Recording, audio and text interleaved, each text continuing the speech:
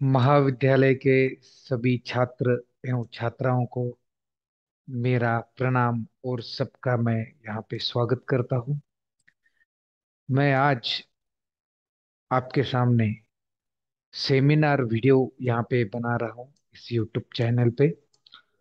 और पुनश्चर्या पाठ्यक्रम में जमा किया गया ये मेरा seminar video UGC HRDC doctor Baba Saheb Ambedkar Marathwada विश्वविद्यालय औरंगाबाद द्वारा श्री और मैं राजू देवीदास मित्रे श्री संत गजानन महाविद्यालय खरड़ा में शारीरिक शिक्षा एवं खेल निदेशक अहमदनगर सावित्रीबाई फुले पुणे विश्वविद्यालय पुणे से वार्तालाप कर रहा हूँ।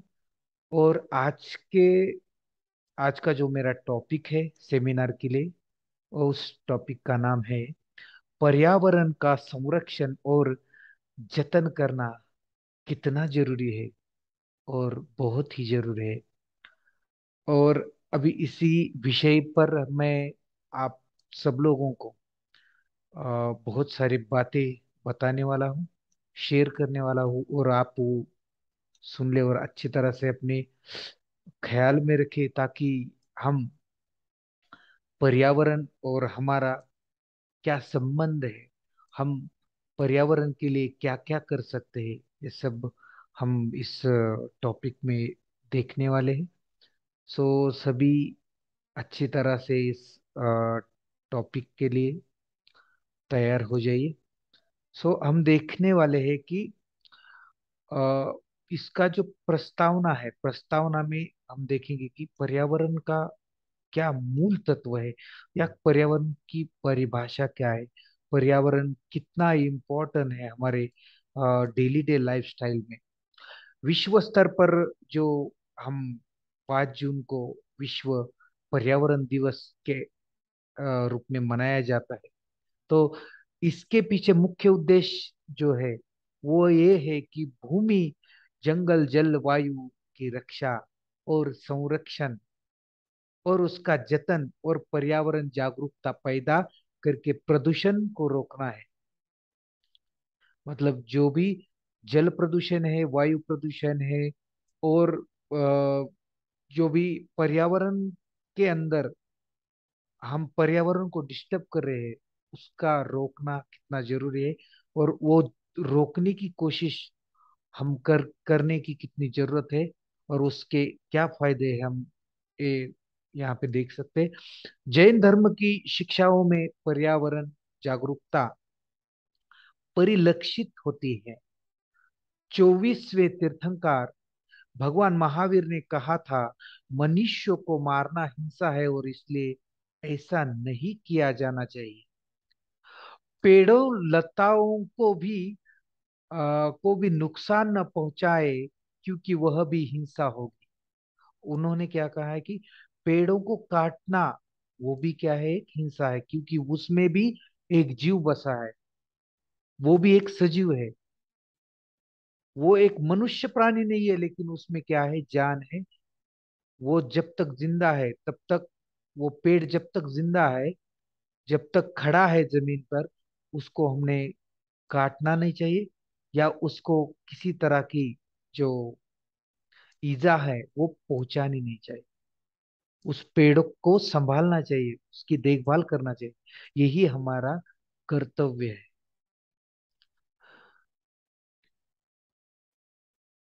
क्योंकि हम क्योंकि वह भी हिंसा होगी।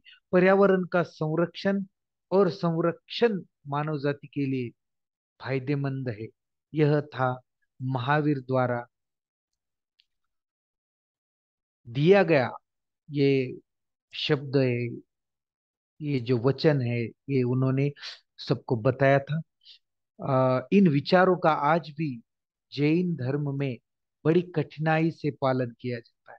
और आज भी देखा जाए तो जैन धर्म में इस जो वचन है, इन विचारों का पालन आज भी, इतने साल हो गए महावीर गए हुए, गुजर गए हुए, फिर भी आज उसका पालन उनके पंथीय यहाँ पे करते हुए हमें नजर आ रहा। दुनिया भर में कई पर्यावरण आंदोलन हुए हैं। उनमें से भारत का चिपको आंदोलन, वो राजस्थान में जो हुआ था, जो वहां पे राजस्थानी महिलाएं हैं, जो उन्होंने क्या किया था कि वो जो राजा है उन्होंने क्या किया था कि वहां के पेड़ों को काटने, बिश्नोई जमात की जो महिलाएं थी, तो उन्होंने वहां पे जो पेड़ थे, तो वहां के राजा ने बोला कि सैनिकों को बोला कि वहां से पेड़ को काटो।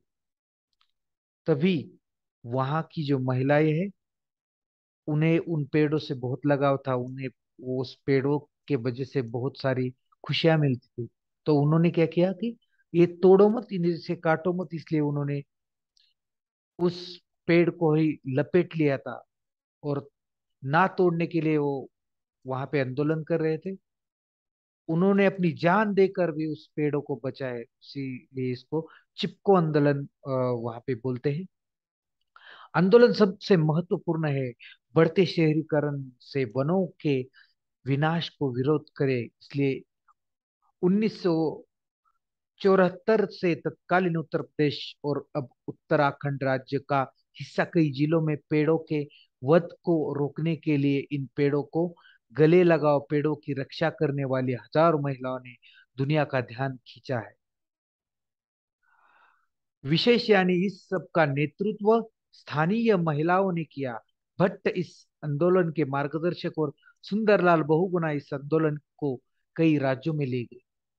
ऐसे ही आंदोलन बहुत सारे राज्यों में फिर बाद में किया गया, और पेड़ों को बचाने की कोशिश वहां पे हुई। आज के युग में पर्यावरण के प्रति जागरूकता जरूरी हो गई है। पर्यावरण परिवर्तन से मानव जीवन अत्यधिक प्रभावित होता है। चक्र बदल दिया गया है, बहुत बरसात, बहुत गर्मी या बहुत ठंड लग रही है आजकल देखा जाए तो। कभी भी बारिश और कभी भी ठंड, और कुछ भी मतलब जो निसर्ग चक्र है उसमें यहाँ पे बदलाव आते हुए यहाँ पे दिख रहा है। ये क्यों हो रहा है? क्योंकि हमने निसर्गता के जो पर्यावरण में जो अंतर्गत क्या किया, हमने डिस्टरबेंस किया, और डिस्टरबेंस करने के बाद ये सारी अ, समस्याएं यहाँ पे पैदा हुई, और उसका सामना हमें मानव जाति को यहाँ पे करना पड़ रहा है। शहरों और उनकी इमारतों से गोरियां गायब हो गई है, जो बड़े पैमाने पर वनों की कटाई के कारण सीमेंट कंक्रीट के जंगल बन गए हैं। जबकि हम यह सब अनुभव कर रहे हैं, वही कोविड-19 वायरस के कारण देश में लगाए गए लॉकडाउन के कारण पूरे देश में पर्यावरण को लेकर कई अच्छे बदलाव देखने को मिले। अभी जो 19-20 में जो कोरोना की संक्रमण पूरे देश में या पूरे विश्व में हो गया था, तो उसके कारण जो भी लॉकडाउन लगा था, तो वहाँ लोग पूरी तरह से घर में ही थे, और पर्यावरण का जो रोज का जो दूषितीकरण था वो कम होने लगा था, और पर्यावरण का जो संतुलन है वो ठीक तरह से हो रहा था। अ, तो अ, पर्यावरण को लेकर कई अच्छे बदलाव देखने को मिले हैं। वाहनों के धुएं से प्रतिकूल रूप से प्रभावित हवा को शुद्ध महसूस किया गया था। हॉर्न को शोर कम हो गया था उस दिनों। ध्वनि प्रदूषण कम हुआ था। ये सारी बदलाव हम उस समय देख चुके हैं सब लोग। अभी हम पर्यावरण पे, पर्यावरण के अंतर्गत जो भी घटक है, जो इम्पोर्टेंट घटक है, अ, उनका उनके ऊपर क्या प्रभाव होता है, वो हम यहाँ पे देखने वाले। तो पहला प्रकार जो है इसमें ओजोन स्तर पर, मतलब परत पर प्रभाव। ओजोन का जो लेयर होता है, वो धूप कम भेजता है नीचे। जो ओजोन का लेयर है वो ब्रह्मांड में है, विश्व अपने आकाश गंगा में है। तो वहां पे क्या होता है कि ये जो लेयर है उसका लेयर कम होने लगा है। किसकी वजह से? ग्लोबल वार्मिंग की वजह से। तो उससे क्या होता है कि जो धूप अ, जमीन पर कम गिरने वाली थी, वो उसको छेद, उसका जो ओजोन का जो लेयर है उसको छेद होने की वजह से, वो छेद बढ़ने की वजह से क्या होता है, सीधा जो सूर्य प्रकाश है वो नीचे जमीन पर आने लगा है, लोगों के ऊपर पड़ने लगा है। तो उसका परिणाम लोगों की जो बॉडी है और जो भी जीव जंतु है उनके शरीर पर पड़ने के बाद उसका असर उनके बॉडी के ऊपर हो रहा है, और उनको बहुत सारी समस्याएं, आरोग्य के समस्याएं वहां पे उत्पन्न हो चुकी है। तो इसीलिए हम पर्यावरण का क्या प्रभाव इस स्तर पर, मतलब ओजोन के स्तर पर क्या प्रभाव होता है, ये हम देखने वाले। पृथ्वी के वायुमंडल में जमीन से करीब 35 किलोमीटर ऊपर करीब 3 मिलीमीटर मोटी ओजोन परत के अब पतले होने की आशंका जताई जा रही है। इस ओजोन परत के कारण सूर्य से यूवी किरणें पृथ्वी तक नहीं पहुंच पाती है। इसलिए मानव जीवन अति सूक्ष्म शोथ या त्वचा रोगों से सुरक्षित है। विश्व के सर्वाधिक विकसित देशों में हो रहे औद्योगिक प्रदूषण के कारण भारी मात्रा में रासायनिक गैसें तथा वाहनों को धुआं वातावरण में मिल रहा है। इस बढ़ते प्रदूषण से उत्पन्न क्लोरोफ्लोरोकार्बन CFC के बढ़ते जोखिम का ओजोन परत पर एक बड़ा प्रतिकूल प्रभाव पड़ता हुआ यहाँ पे नजर आता है। आगे आगे का पॉइंट जो है, 2 नंबर का पॉइंट, तो उसका नाम है ग्लोबल वार्मिंग। विश्व में औद्योगिक प्रगति के कारण मीथेन, CFC, जल वाष्प, कार्बन डाइऑक्साइड यानी सभी प्रकार की हरित प्रभाव वाली गैसें पृथ्वी के वायुमंडल को गर्म करती रहती हैं, और इसके कारण पृथ्वी के गर्म होने को ग्लोबल वार्मिंग कहा जाता है। उत्तरी और दक्षिणी ध्रुवों पर लाखों किलोमीटर में फैली बर्फ की परतों के पिघलने का कारण बनता है। समुद्र के स्तर में वृद्धि के कुछ सेंटीमीटर के जोखिम से शुरू होकर तटीय शहर और शहर विशेष रूप से प्रभावित होते हैं।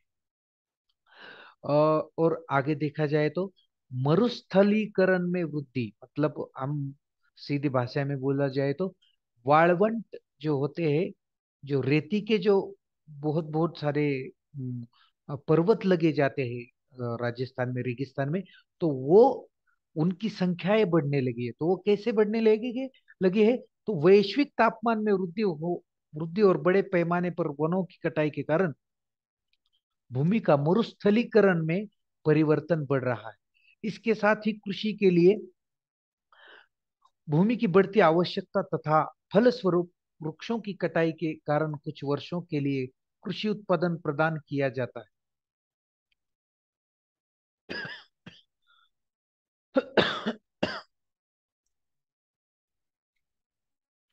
हालांकि उर्वरकों और कीटनाशकों के अत्यधिक उपयोग के कारण इन कृषि भूमि का की उत्पादकता समाप्त हो जाती है और यह रेगिस्तान में बदल जाती है।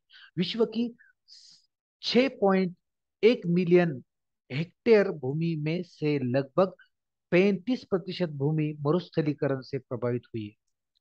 आज देखा जाए तो जग भर में 6.1 मिलियन हेक्टेयर भूमि, लगभग 35% भूमि मरुस्थलीकरण से प्रभावित हुई है। देखा जाए तो इससे करीब 90 करोड़ लोग प्रभावित हुए हैं। वन क्षेत्र में गिरावट,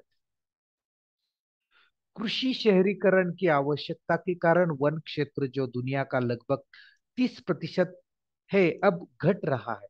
ब्राजील, मध्य पश्चिम अ, अफ्रीका, दक्षिण पूर्व एशिया में घने जंगल पाए जाते हैं।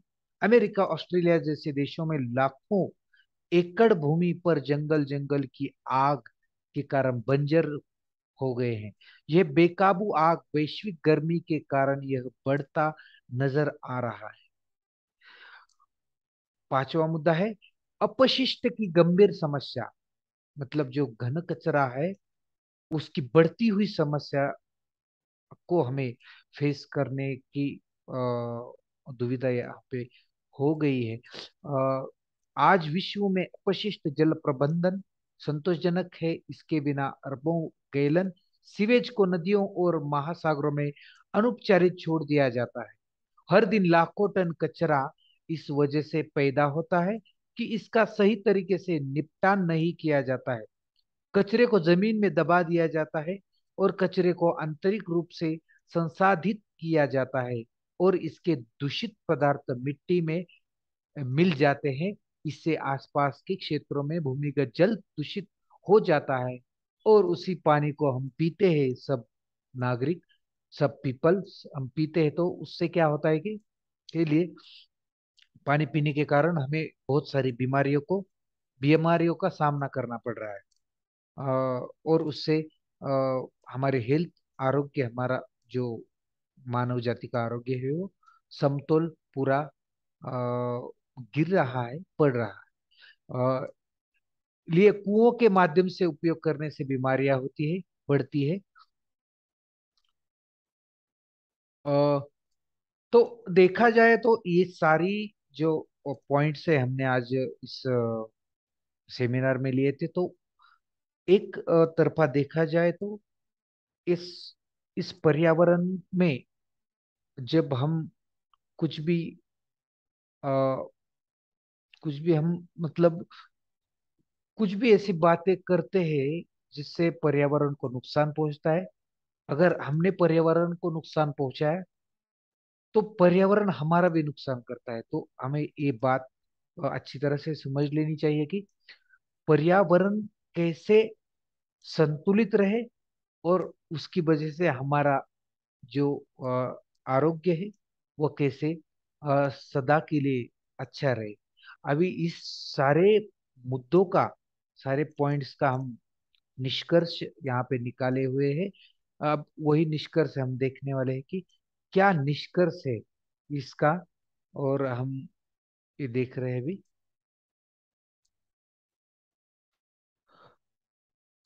इसलिए हमें पर्यावरण पर और अधिक गंभीरता से देखने की जरूरत है। आने वाली पीढ़ियों को बेहतर प्रकृति, स्वच्छ हवा और स्वच्छ पानी देने के लिए सरकार के साथ साथ लोगों को भी पर्यावरण संरक्षण और जतन के आंदोलन में भाग लेने की जरूरत है।